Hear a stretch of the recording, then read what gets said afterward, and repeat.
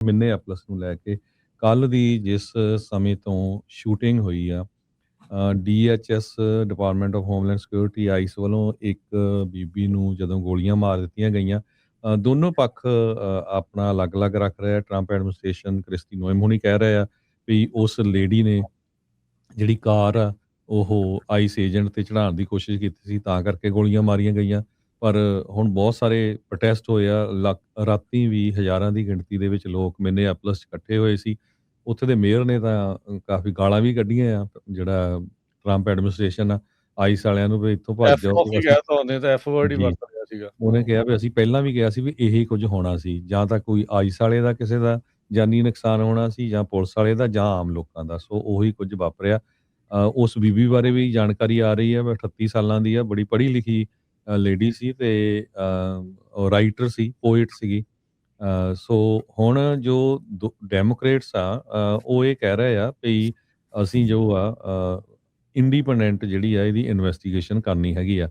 ਤੇ ਨਾਲ ਦੀ ਨਾਲ ਉਹਨੇ ਇਹ ਕਿਹਾ ਆ ਵੀ ਜਿਹੜੇ ਆਫੀਸਰ ਨੇ ਸ਼ੂਟਿੰਗ ਕੀਤੀ ਆ ਉਸ ਨੂੰ ਪ੍ਰੋਸੀਕਿਊਟ ਕੀਤਾ ਜਾਣਾ ਚਾਹੀਦਾ ਆ। ਰਿਪਰੈਜ਼ੈਂਟੇਟਿਵ ਅਲੈਗਜ਼ੈਂਡਰੀਆ ਓਕੈਜ਼ੀਓ ਕੋਰਟੇਜ਼ ਨੇ ਤਾਂ ਮਰਡਰ ਤੱਕ ਕਿਹਾ ਹੈਗਾ ਆ ਵੀ ਇਹ ਆਈਸ ਵੱਲੋਂ ਮਰਡਰ ਕੀਤਾ ਗਿਆ ਹੈਗਾ। ਰੋ ਖੰਨਾ ਜਿਹੜੇ ਸਾਡੇ ਕੈਲੀਫੋਰਨੀਆ ਦੇ ਬੇ ਏਰੀਏ ਦੇ ਕਾਂਗਰਸਮੈਨ ਆ, ਉਹਨਾਂ ਨੇ ਇਹ ਕਿਹਾ ਵੀ ਆਫੀਸਰ ਨੂੰ ਅਰੈਸਟ ਕਰਨਾ ਚਾਹੀਦਾ ਹੈਗਾ ਆ। ਇਲਹਾਨ ਉਮਾਰ ਨੇ ਵੀ ਇਹ ਕਿਹਾ ਵੀ ਇਹ ਜਿਹੜਾ ਬਹੁਤ ਹੀ ਜਿਹੜਾ ਮਾੜਾ ਕੰਮ ਹੋਇਆ ਹੈਗਾ ਤੇ ਲੀਗਲ ਐਕਸ਼ਨ ਉਹਨਾਂ ਦੇ ਉੱਤੇ ਲਿਆ ਜਾਣਾ ਚਾਹੀਦਾ।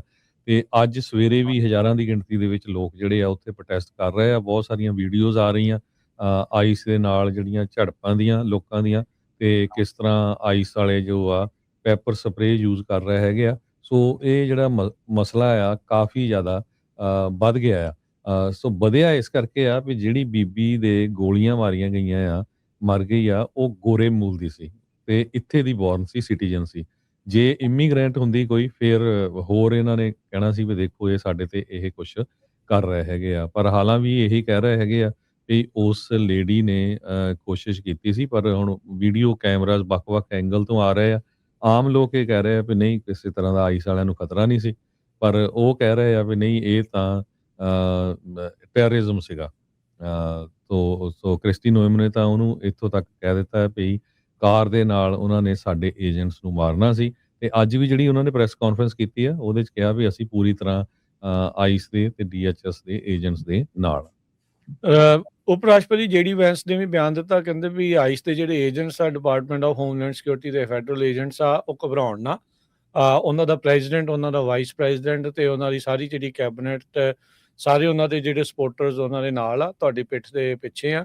ਤੇ ਅਸੀਂ ਇਨਫੈਕਟ ਇਸ ਤੋਂ ਬਾਅਦ ਦੇ ਵਿੱਚ ਜਿਹੜਾ ਲਾ ਆ ਉਸ ਨੂੰ ਹੋਰ ਵੀ ਸਖਤੀ ਦੇ ਨਾਲ ਅਨਫੋਰਸ ਕਰਾਂਗੇ। ਸੋ ਇਹ ਪਹਿਲੀ ਵਾਰ ਨਹੀਂ ਹੋਇਆ ਵੀ ਜਿਹੜਾ ਕੋਈ ਆਈਸ ਦਾ ਜਿਹੜਾ ਏਜੰਟ ਆ ਜਾਂ ਡੀਐਚਐਸ ਦਾ ਜਿਹੜਾ ਏਜੰਟ ਆ ਉਹ ਇੱਦਾਂ ਦੀ ਜਿਹੜੀ ਸ਼ੂਟਿੰਗ ਜਾਂ ਇੱਦਾਂ ਦੀ ਤਲਖੀ ਵਾਲੇ ਜਾਂ ਤਣਾਅਪੂਰਨ ਮਾਹੌਲ ਦੇ ਵਿੱਚ ਰਹੇ ਹੋਣ। ਸ਼ਿਕਾਗੋ ਦੇ ਵਿੱਚ ਇਹਨਾਂ ਨੇ ਇੱਕ ਬੀਬੀ ਦੇ ਉੱਤੇ ਕੇਸ ਕੀਤਾ ਸੀ, ਗੋਲੀਆਂ ਉਹਨਾਂ ਨੇ ਜਿਹੜੀਆਂ ਚਲਾਈਆਂ ਸੀਗੀਆਂ, ਜਿਸ ਦੇ ਵਿੱਚ ਆਈਸ ਨੇ ਤੇ ਡੀਐਚਐਸ ਨੇ ਇਹ ਦਾਅਵਾ ਕੀਤਾ ਸੀਗਾ ਵੀ ਇਸ ਬੀਬੀ ਦੇ ਦੁਆਰਾ ਗੋਲੀਆਂ ਸਾਡੇ ਤੇ ਚਲਾਈਆਂ ਗਈਆਂ। ਚਾਰਜ ਇਹਨਾਂ ਨੇ ਫਾਈਲ ਕੀਤੇ ਗਏ, ਪਰ ਇਵੈਂਚੁਅਲੀ ਉਹ ਚਾਰਜ ਸਾਰੇ ਜਿਹੜੇ ਫਾਈਲ ਕੀਤੇ ਸੀ ਵਾਪਸ ਲੈਣੇ ਪਏ, ਕਿਉਂਕਿ ਇਹਨਾਂ ਨੇ ਝੂਠ ਬੋਲਿਆ ਸੀਗਾ ਉਸ ਦੇ ਉੱਤੇ ਗੋਲੀ ਚਲਾਉਣ ਦੀ ਖਾਤਰ। ਆਪਣੇ ਇੱਥੇ ਹੁਣੇ ਰੀਸੈਂਟਲੀ ਆਈਸ ਦੀ ਵੀਡੀਓਗ੍ਰਾਫੀ ਕਰਦੇ ਇੱਕ ਟਿਕਟੋਕਰ ਦੇ ਵੀ ਗੋਲੀ ਬਾਂਹ ਦੇ ਉੱਤੇ, ਮੋਢੇ ਦੇ ਉੱਤੇ ਲੱਗੀ ਸੀ। ਉਸ ਦੇ ਖਿਲਾਫ ਵੀ ਇਹਨਾਂ ਨੇ ਇਦਾਂ ਦਾ ਹੀ ਜਿਹੜਾ ਉਹ ਕੇਸ ਪਾਇਆ ਸੀਗਾ, ਅਦਾਲਤ ਦੇ ਵਿੱਚ ਗਿਆ ਸੀ। ਉਹ ਵੀ ਕੇਸ ਜੱਜ ਨੇ ਜਿਹੜਾ ਆ ਉਹ ਬਾਹਰ ਸਿੱਟ ਦਿੱਤਾ। ਕਹਿੰਦੇ ਵੀ ਤੁਸੀਂ ਉਸ ਨੂੰ ਪ੍ਰੋਪਰ ਤਰੀਕੇ ਦੇ ਨਾਲ ਵਕੀਲ ਮੁਹੱਈਆ ਜਿਹੜਾ ਉਹ ਨਹੀਂ ਕਰਵਾਇਆ। ਐਲਏ ਦੇ ਵਿੱਚ ਹੀ ਰੀਸੈਂਟਲੀ ਇੱਕ ਹੋਰ ਸ਼ੂਟਿੰਗ ਹੋਈ ਸੀ, ਉਹ ਆਫ ਡਿਊਟੀ ਆਈਸ ਆਫਿਸਰ ਸੀਗਾ ਤੇ ਕਹਿੰਦਾ ਵੀ ਮੈਨੂੰ ਬਾਹਰ ਗੋਲੀਆਂ ਦੀ ਆਵਾਜ਼ ਸੁਣੀ, ਇਹਨੇ ਮੇਰੇ ਤੇ ਗੋਲੀਆਂ ਚਲਾਈਆਂ, ਮੈਂ ਬਚ ਗਿਆ। ਫਿਰ ਅੰਦਰੋਂ ਜਾ ਕੇ ਬੰਦੂਕ ਲਿਆ ਕੇ ਉਸਨੇ ਉਸ ਨੂੰ ਜਿਹੜਾ ਉਹ ਗੋਲੀ ਦੇ ਨਾਲ ਸ਼ੂਟ ਜਿਹੜਾ ਉਹ ਕਰ ਦਿੱਤਾ ਸੀਗਾ। ਸੋ ਇਹਦੇ ਵਿੱਚ ਕੀ ਮਸਲਾ ਆ, ਮਾਹੌਲ ਟੈਂਸ ਹੋਣ ਦੀ ਖਾਤਰ ਟ੍ਰਿਗਰ ਹੈਪੀ ਵੀ ਹੈਗੇ ਨੇ ਇਹ, ਕਿਉਂਕਿ ਜਦੋਂ ਤੁਹਾਡੇ ਕੋਲ ਗਨ ਆ ਤਾਂ ਤੁਹਾਡੇ ਤੇ ਰਿਸਪੌਂਸਿਬਿਲਿਟੀ ਥੋੜੀ ਜ਼ਿਆਦਾ ਹੁੰਦੀ ਆ ਵੀ ਕਿਸ ਤਰੀਕੇ ਦੇ ਨਾਲ ਆ।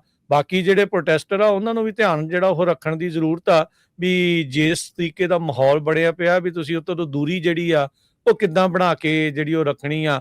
ਪਰ ਇਹ ਆ ਵੀ ਜਦੋਂ ਸਰਕਮਸਟਾਂਸ ਹਾਲਾਤ ਇਦਾਂ ਦੇ ਬਣ ਜਾਂਦੇ ਆ, ਉਦੋਂ ਦੋਨੋਂ ਹੀ ਧਿਰਾਂ ਫਿਰ ਤੱਤੀਆਂ ਜਿਹੜੀਆਂ ਉਹ ਹੋ ਜਾਂਦੀਆਂ, ਕੋਈ ਗੱਡੀ ਦੇ ਨਾਲ ਗਾਂਹ ਨੂੰ ਭੱਜਣ ਦੀ ਕਰਦਾ, ਉਹ ਕਹਿੰਦੇ ਵੀ ਮੈਨੂੰ ਥੱਲੇ ਦੇਣ ਲੱਗਾ, ਉਹਨੇ ਫਿਰ ਗੋਲੀ ਚਲਾਤੀ ਤੇ ਮਾਹੌਲ ਇੱਥੇ ਤੱਕ ਬਣਿਆ ਪਿਆ। ਸੋ ਪ੍ਰੋਟੈਸਟ ਕਾਫੀ ਜ਼ਿਆਦਾ ਇਸ ਟਾਈਮ ਉੱਥੇ ਹੋ ਰਹੇ ਆ, ਪਰ ਜਿਹੜੇ ਪ੍ਰਸ਼ਾਸਨ ਆ ਉਹ ਪੂਰੀ ਤਰ੍ਹਾਂ ਆਈਸ ਦੇ ਨਾਲ ਜਿਹੜਾ ਉਹ ਨਜ਼ਰ ਆ ਰਿਹਾ, ਕਹਿੰਦੇ ਵੀ ਕੁਝ ਵੀ ਉਹਨਾਂ ਦੇ ਦੁਆਰਾ ਗਲਤ ਨਹੀਂ ਕੀਤਾ ਗਿਆ।